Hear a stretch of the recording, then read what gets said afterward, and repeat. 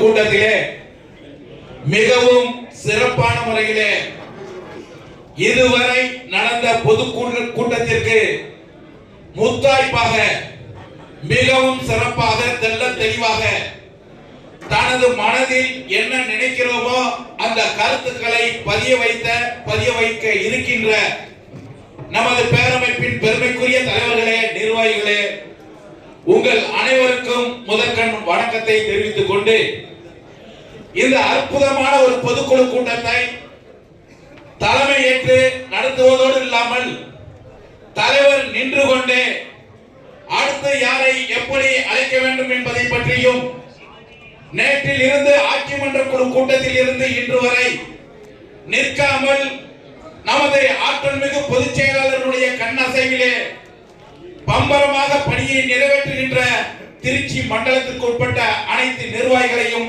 முதலிலே வணங்கி, நின்றால் வரி, நிமிர்ந்தால் வரி, உண்பதற்கும் வரி, உறங்குவதற்கும் வரி, உப்புக்கும் வரி, அரிசிக்கும் வரி என தொடர்ந்து வரி மேல் வரி விதித்து ஒரு வரி பயங்கரவாதத்தை இந்திய தேசத்திலே உருவாக்கி ஒரு மனிதர் 18 மணி நேரம் உழைக்கின்றார் என்று சொன்னால் அதிலே 15 மணி நேரம் வரிகளுக்காகவே அவன் உழைக்க வேண்டியது இருக்கிறது.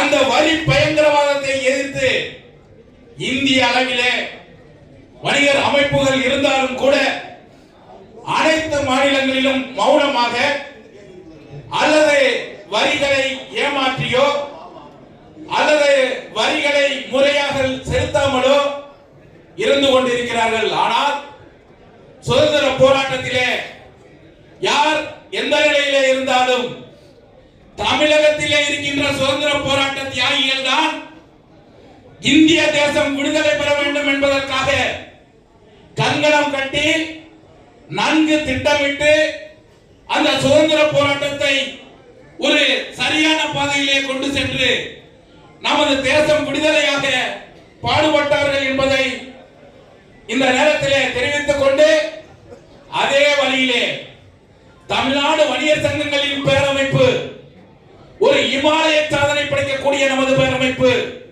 பேரமைப்பினுடைய தலைவர் தலைமையிலே கடந்த 11ஆம் தேதி 18% ஜிஎஸ்டி வரியை உடனடியாக மத்திய அரசு திரும்ப பெற்றே ஆக வேண்டும் என்பதை பற்றியும், அதனைத் தொடர்ந்து மாநில அரசுகளால் வணிகர்களுடைய வாழ்வு சிறக்க போடப்பட்ட பல்வேறு வரி விகிதங்களை கண்டிப்பாக திரும்ப பெற வேண்டும் என்று சொல்லி தமிழகத்திலே அனைத்து தலைநகரங்களிலே மிக பிரம்மாண்டமான ஒரு ஆர்ப்பாட்டத்தை எதிரே இருக்கின்ற நிர்வாகிகள் தலைமையேற்று நடத்தினார்கள். உண்மையிலேயே மழை வானம் பொழிந்தாலும் கூட அதையெல்லாம் பொருட்படுத்தாது எங்கள் வாழ்வாதாரம் காப்பதற்காக இனி ஒரு விதி செய்வோம், அதற்கு என்றும் அஞ்ச மாட்டோம் என்ற எண்ணங்களுக்கு வலு சேர்க்கின்ற வகையிலே அந்த ஆர்ப்பாட்ட அறப்போராட்டத்தை பெரும் வெற்றி பெற செய்த தமிழக வணிகர்களுக்கும் நமது பேரமைப்பிற்கும் இந்த தருணத்திலே நன்றியை தெரிவித்துக் கொண்டு, நமது மாநில தலைவர் அவர்கள் நேற்று ஆட்சி மன்ற குழுவிலே மிக தெளிவாக 6 மணிக்கு ஆட்சி மன்ற குழுவை ஆரம்பித்து இரவு 10 மணி வரை ஒவ்வொரு மாவட்டத்திலும் ஒவ்வொரு மண்டலத்திலும் என்னென்ன பிரச்சனைகள் என்பதை எல்லாம் தெளிவாக கேட்டு அதற்கு அடுத்த பாதையை நாம் எப்படி அமைக்க வேண்டும் என்பதை பற்றி எல்லாம் தலைவர் ஆலோசனை வழங்கினார்கள். நிச்சயமாக இறுதியிலே அந்த ஆலோசனைகளை எல்லாம் உங்களிடம் பகிர்ந்து கொள்வார்கள். இந்த தருணத்திலே தலைநகர் டெல்லியிலே நாம் ஆர்ப்பாட்டம் செய்வதற்கு முன்பாக நாம் தமிழகத்தில் இருந்து மத்திய மாநில அரசுகளை இந்த வரி பயங்கரவாதத்தை இயக்கம் போல நடத்தி நமது கடைச்சாவியை ஜிஎஸ்டி அலுவலகத்திலே ஒப்படைக்கின்ற போராட்டம், ஒரு எளிமையான போராட்டம். அவங்க கடைச்சாவியை ஒரு நாள் எடுத்துக்கொண்டு போய் இனிமே வியாபாரம் பண்றதுக்கு நான் ரெடியா இல்ல, வியாபாரத்தை நீ பண்ணிக்க, அதனுடைய லாபத்தொகையை எனக்கு தா என்று கூறி கடைச்சாவியை ஒப்படைக்கின்ற போராட்டம் நாம் ஜிஎஸ்டி அலுவலகத்தை எதிர்த்து கண்டிப்பாக பண்ண வேண்டும் என்பதை இந்த நேரத்திலே தெரிவித்துக் கொள்ள கடமைப்பட்டுள்ளேன். இப்ப நான் மேடையில் இருக்கும்போது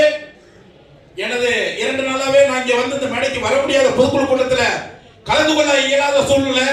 என்னுடைய தம்பி மகன் ரொம்ப சீரியஸான சமயத்தில் நமது பொதுச் செயலாளர் அவர்களும் தலைவர் அவர்களுடைய ஒரு தொலைபேசியில் அவர் காப்பாற்றப்பட்டுக் கொண்டிருக்கிறார். இந்த தருணத்தில் நான் இந்த மேடையில் நின்று பேசியிருக்கேன்னா நமது தமிழ்நாடு வணிகர் சங்கங்களின் பேரமைப்பினுடைய பொதுக்குழுவினுடைய ஒற்றுமை ஓங்கி வளர வேண்டும் என்பதற்காக இந்த பொதுக்கூட்டத்தில் நான் பேசியிருக்கும் போது எனது திருவல்லிக்கேணி பகுதியிலிருந்து குப்பைக்காக 1000 ரூபாய் அவதாரம் என்று மாநகராட்சி அதிகாரிகளால் என்போர்ஸ்மெண்ட் அதிகாரிகளால் வாகனத்தை கொண்டு வந்து நிப்பாட்டிக்கிட்டு ஒரு ஆப்பிள் ஷாப்பிங் மால் என்று ரத்ன கேஃப் பக்கத்தில் இருக்கிற ஒரு பெரிய கடையை ஒரு மாநகராட்சி அதிகாரி கட்டிருக்கிறார். நான் மட்டும் அங்க இருந்திருந்தா இந்த கட்சி ஆட்சி அதை பத்திலாம் எதை பத்திலாம் கவலைப்பட மாட்டேன். இன்னைக்கு அந்த அதிகாரிகளை நிச்சயமாக சிறைபிடிக்கின்ற ஒரு போராட்டமாக திருவல்லிக்கேணி பகுதியில் பண்ணியிருப்போம். இதெல்லாம் எப்படி என்ன தைரியம் வருது? இதற்கெல்லாம் தைரியம் தமிழ்நாடு வணிகர் சங்கங்களின் பேரமைப்பு கன்னியாகுமரியில் இருந்து மெரினா கடற்கரை வரை தலைநகர் சென்னை வரை நாம் ஒற்றுமையோடு இருக்கின்ற அந்த ஒரே காரணத்திற்காக இனிமேல் அந்த அதிகாரி பத்தி வாட்ஸ்அப்ல போட்டுவிட்டேன். திருவல்லிக்கேணியிலே அந்த அதிகாரிகளுடைய வாகனம் இனிமேல் உள்ளே நுழைந்தால் கண்டிப்பாக அந்த வாகனத்தையும் அந்த வாகனத்தில் வருகின்ற அதிகாரிகளையும் கண்டிப்பாக முற்றுகையிடுவோம் என்று அவருக்கு வாட்ஸ்அப்ல அனுப்பிச்சிருக்கேன். அதனால எதற்கும் அஞ்ச வேண்டாம். இனி ஒரு முடிவு செய்ய வேண்டும். தொடர்ந்து குட்ட குடி ஓணம் விட்டால் குடிய குட்டு ஓணம் விட்டால் என்று நமது முன்னோர்கள் சொல்லியிருக்கிறார்கள்.